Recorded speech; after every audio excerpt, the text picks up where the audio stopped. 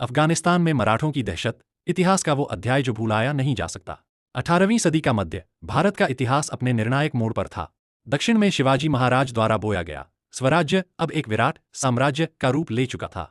पेशवा बाजीराव प्रथम ने मराठा शक्ति को दिल्ली तक पहुंचा दिया था और अब पेशवा बालाजी बाजीराव, नाना साहेब पेशवा के शासन में मराठे उत्तर की दिशा में बढ़ रहे थे। उनका उद्देश्य था दिल्ली से लेकर सिंधु तक हिंदवी स्वराज्य की स्थापना। राजनीतिक परिस्थिति।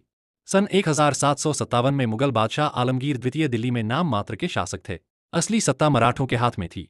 दिल्ली, आगरा, जयपुर, जोधपुर, ग्वालियर, बुंदेलखंड सब जगह मराठा प्रभुत्व था।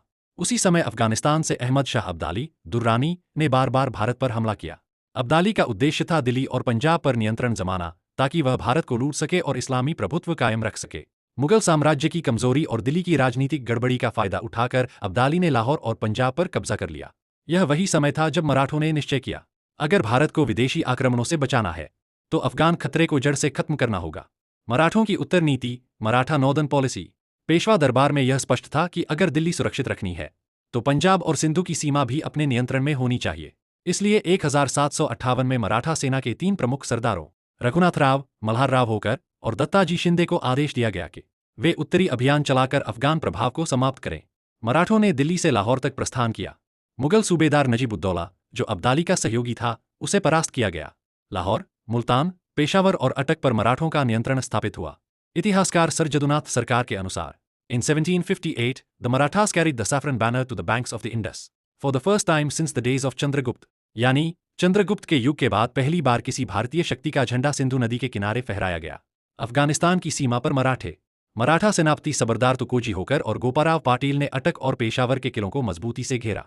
अटक दुर्ग वह सीमा थी जहां से आगे अफगानिस्तान शुरू होता था। मराठों ने वहां भगवा पताका फहराई और स्थानीय शासकों को मराठा संरक्षण में ले लिया। यह घटना अब्दाली के लिए बिजली के समान थी।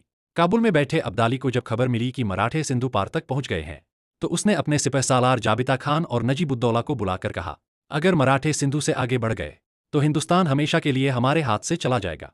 मराठों की राजनीतिक नीति, डिप्लोमेसी। मराठों ने इस अभियान में केवल तलवार नहीं बल्कि राजनीति का भी अद्भुत प्रयोग किया। उन्होंने स्थानीय सिखों और पंजाबियों से गठबंधन किया।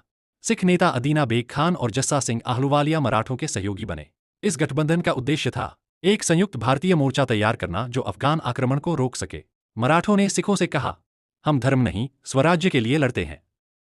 यह भारत की भूमि है, इसे विदेशी शासन से मुक्त करना ही लक्ष्य है। इससे पंजाब में जनता मराठों के पक्ष में खड़ी हो गई। ईरान के साथ राजनयिक संपर्क, ईरान कनेक्शन। इतिहासकार सर जदुनाथ सरकार ने उल्लेख किया है कि मराठों के उच्च स्तर पर ईरानी शासक करीम खान जंद से संपर्क हुए, क्योंकि उस समय अब्दाली